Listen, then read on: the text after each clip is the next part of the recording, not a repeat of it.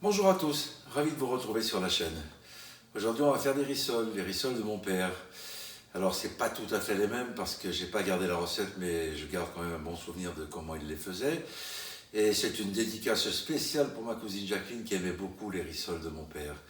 C'est une recette qui est un petit peu longue à faire, elle peut se faire sur la journée, mais à ce moment-là il faut faire la farce le matin ainsi que la pâte. On met tout ça au frais, on façonne les rissoles le soir, on les cuit. L'idéal c'est de les faire sur 2 jours, on fait la farce le matin. Le soir, on fait la pâte, on la met au frigo. Le lendemain, on sort la pâte pour la laisser tempérer, on façonne et on cuit.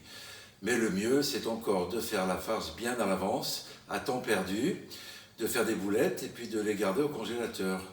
On les utilise quand on en a besoin. On peut les utiliser d'ailleurs pour faire d'autres recettes comme un hachis parmentier ou pourquoi pas des petites tourtes à la viande. Il faut savoir qu'à l'origine, les rissoles qu'on faisait à la campagne, on ne les faisait pas avec de la viande crue. On les faisait avec de la viande cuite. C'était les restes des viandes de la semaine. On faisait une farce avec cette viande-là. On ajoutait une persillade dedans. Alors on va un peu opérer de la même façon. On va cuire des viandes et puis on va les assaisonner et ça fera notre farce. Allez, on y va.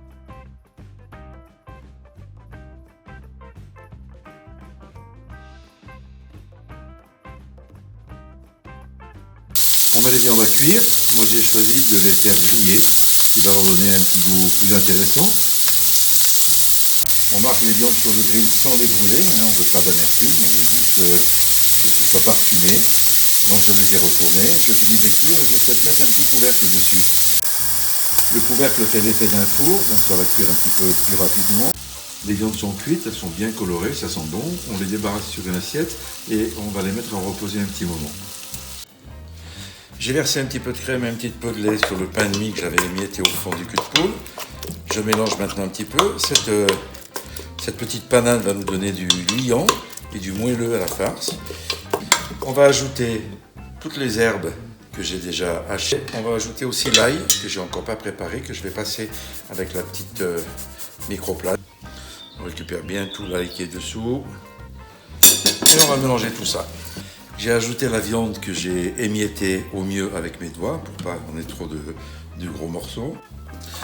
On va saler un petit peu, pas trop. J'ai pesé 7 grammes de sel parce que la chair à saucisse et le cornet de beef qu'on va rajouter sont déjà salés. Donc il y a la viande à saler avec les légumes. On rajoute à peu près la moitié de la boîte de cornet de beef. Et puis on va malaxer tout ça avec nos mains, c'est ce qui est le mieux. J'ai mis un gant. Voilà. On tourne bien ça entre les mains. Alors la farce n'est pas très liée. Je vais finir rajouter le cornet de beef et je vais continuer de la travailler bien comme ça en la faisant passer entre mes doigts pour bien la lier. On ajoutera un petit peu de poivre parce qu'elle n'a encore pas été poivrée. Et la farce est prête. On la conserve au frigo bien sûr. On peut aussi préparer des petites boules puis les mettre au congélateur. Pour faire la pâte brisée, moi je vais utiliser un mixeur avec un couteau en plastique. C'est un vieux modèle mais ça marche très très bien. On peut utiliser un batteur mélangeur, on peut faire ça à la main tout simplement. Le principe reste toujours le même. On met le beurre en pommade. Faut pas qu'il soit dur, faut qu'il soit assez mou. On ajoute le sel, on ajoute le jaune d'œuf et on va ajouter dans un premier temps 50 ml d'eau. Moi j'en ai mesuré 70, on va en ajouter 50 et on mélange tout ça.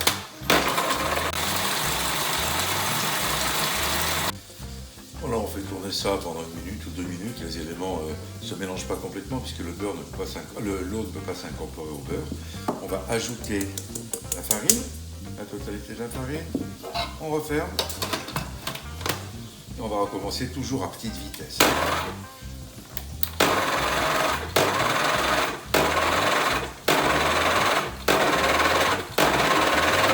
J'ai gardé un petit peu d'eau au cas où. Je pense que je vais pouvoir la mettre.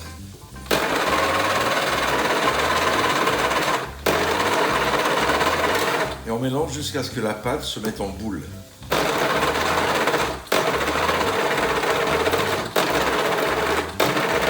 On arrête de mélanger. Bon, j'ai sorti la pâte du mixeur, je l'ai mise en boule sur le plan de travail, j'ai saupoudré avec un peu de farine et je vais maintenant la fraiser comme ceci, c'est-à-dire en écrasant sous la paume de la main pour enlever les grumeaux si toutefois il y en avait. Ensuite on fait une belle boule.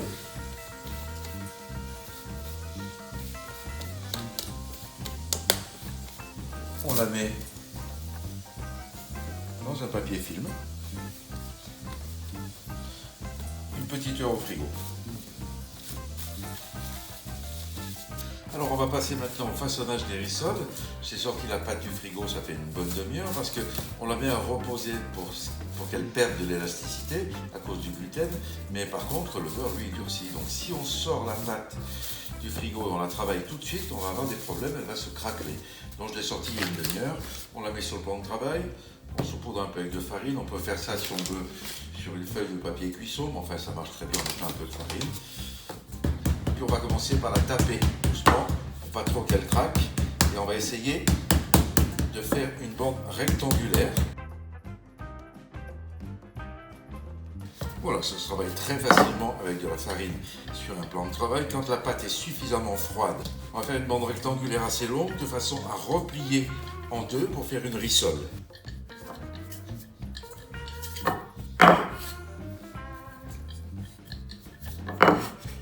Ma bande de pâte est prête, on appelle ça une abaisse en cuisine.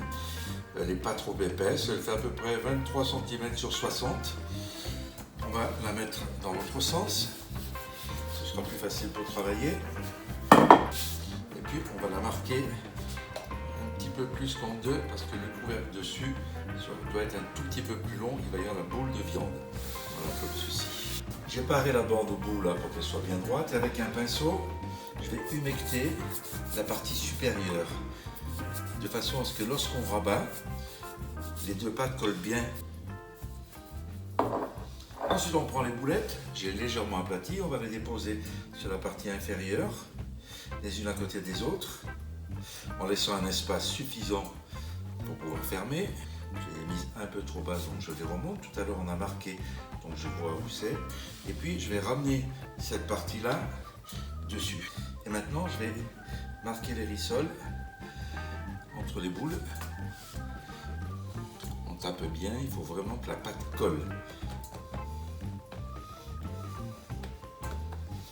On va prendre la petite roulette, on va couper entre les rissoles en prenant soin de chasser le plus possible l'air parce qu'autrement à la cuisson cet air va nous faire des trous dans la pâte.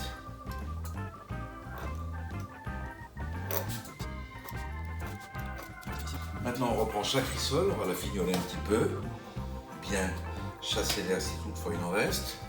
Mettre un petit coup de roulette, c'est pas la peine qu'il y ait toute cette pâte. Avec cette pâte qui reste, on va refaire une rissole. On peut couper un petit peu les angles, quelque chose d'un petit peu plus joli.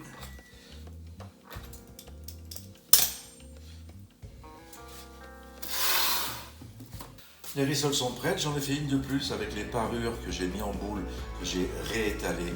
Et j'avais encore une boulette qui me restait, donc j'ai 7 rissoles. Il se peut quelquefois qu'il y ait une petite craquelure ou sans faire exprès on en a abîmé une et on a abîmé la pâte, on met une petite rustine, on mouille avec de l'eau, on prend un petit morceau de pâte et on le pose dessus. Voilà, il me reste 50 pâtes. On va les laisser reposer une bonne demi-heure avant de les faire frire, de façon à ce que la pâte se détende et qu'elle perde à nouveau de son élasticité puisqu'on l'a travaillé avec le rouleau. On peut les mettre au frigo si on est en plein été. Une journée comme aujourd'hui, il fait un temps dehors, il doit faire 10 degrés.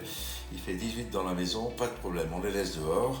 Si toutefois on les met au frigo une demi-heure, il faudra les sortir un petit peu avant de les faire frire, ce sera plus facile. On met à cuire les rissoles dans un bain d'huile, à 170 degrés à peu près, pendant 5 bonnes minutes. Ensuite on les débarrasse sur un papier absorbant pour qu'elles s'égouttent bien. On les retourne en cours de cuisson pour avoir une cuisson bien homogène.